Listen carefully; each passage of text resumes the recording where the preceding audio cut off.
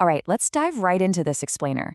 Today, we're unpacking Robert Kiyosaki's totally fascinating breakdown of how the wealthy protect their assets from, well, the biggest financial bully out there, the tax man. We're looking at lesson 4 from Rich Dad Poor Dad, and this isn't just some dry, boring accounting lecture, I promise. It's really about a fundamental shift in how different groups of people play the game of money. So let's get into it. Now, you might just assume that income taxes have always been this universal part of working life, right? Like a shared burden for everybody.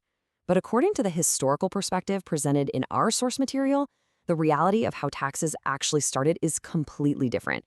And honestly, it kind of challenges almost everything we've been taught about the financial system. Section 1. The Robin Hood Myth. So we all grew up admiring the Robin Hood story, right? Taking from the rich to give to the poor. But Kiyosaki's rich dad had a completely different take. He actually called Robin Hood a crook. It's a pretty provocative quote, but it perfectly captures the rich dad mindset. He totally rejected that fantasy.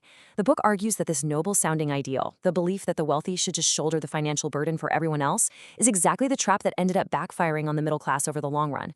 Just take a look at this timeline. Notice how these initial taxes, they were purely temporary measures just to pay for wars.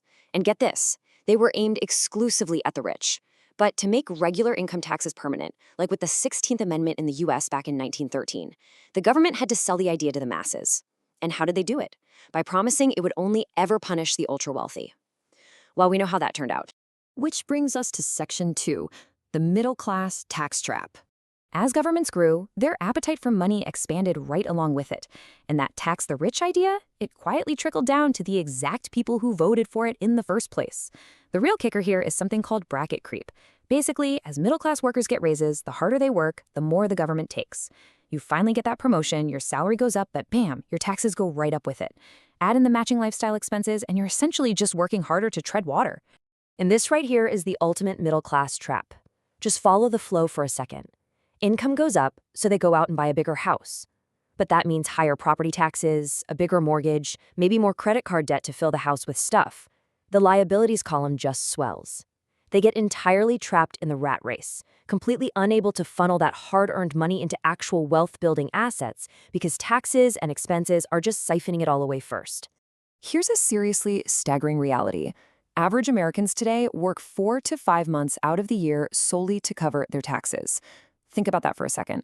From January all the way into May, every single dollar you earn essentially belongs to the government. Kiyosaki argues that is just way too long, and it's the ultimate proof that the whole take from the rich strategy completely backfired. Section 3. The secret of corporations. So, facing this massive tax burden, the wealthy didn't just sit back and voluntarily hand over their money. Nope. They found a legal escape route. Let's completely redefine a common misconception here. A corporation isn't some massive glass skyscraper with a glowing logo. It's really just a file folder of legal documents sitting in an attorney's office, registered with a state agency. It's a legal body without a soul. But man, it is the ultimate tool for wealth protection. Notice how the corporate income statement sits completely outside the personal balance sheet here. It acts like a powerful shield. The corporation earns the money, pays the expenses, and only the residual, what's left over, flows to the individual. This legal structure completely separates you from direct taxation and, crucially, direct liability. These are the specific legal advantages that allow the wealthy to outsmart the system. For one, the income tax rate of a corporation is generally much lower than individual rates. But the real magic, that happens in how expenses are treated. It completely flips the script on how money is handled. Section 4. Playing the game smart. See, the rich play by a completely different set of rules. And this comparison is probably the most crucial takeaway in this entire explainer. Employees earn their money, the government takes its share in taxes immediately, and then the employee tries to survive on what's left. But a business owner with a corporation, they do the exact opposite. They earn the money, they spend everything they legally can through the business first, and then they're only taxed on whatever happens to be left over. If you trace the flow of money here, you can clearly see how taxes just siphon off a massive chunk of an employee's salary before it ever has a chance to reach their asset column. The government always takes its cut first, which basically leaves the employee with just crumbs to actually invest in their own financial freedom. Because they play the game smart, business owners can legally write off everyday expenses using pre-tax dollars. I mean, think about it. If you own your own corporation, that family trip to Hawaii, well, that can legally become a board meeting. Car insurance, health club memberships, those fancy client dinners, company expenses. It's entirely legal, but it's done with money that hasn't even been taxed yet. It's a total game changer. Plus, let's be real, we live in a highly litigious society where people sue each other all the time. Corporations protect the rich from lawsuits because of one golden rule. The wealthy control everything, but on paper, they own absolutely nothing. When someone tries to sue a wealthy person, they just hit this massive brick wall of legal protection, trusts, and corporate structures. Limiting your personal risk is honestly just as important as limiting your taxes.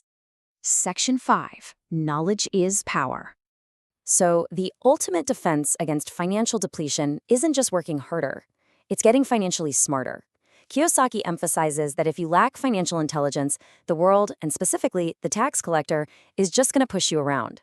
It's like a 98-pound weakling letting a bully kick sand in his face. People without financial education operate out of fear. They just give in and pay whatever the taxman demands without a second thought. If you work just for money, you're literally handing your power over to an employer. But if you make your money work for you, you keep the power. It requires combining a few things: accounting, investing, understanding the markets, and knowing the law. When you actually know the rules of the game, you finally have a fighting chance to keep your money and, more importantly, multiply it. And that brings us to a really compelling question to leave you with today. How do the wealthy actually create wealth out of thin air once they've protected it?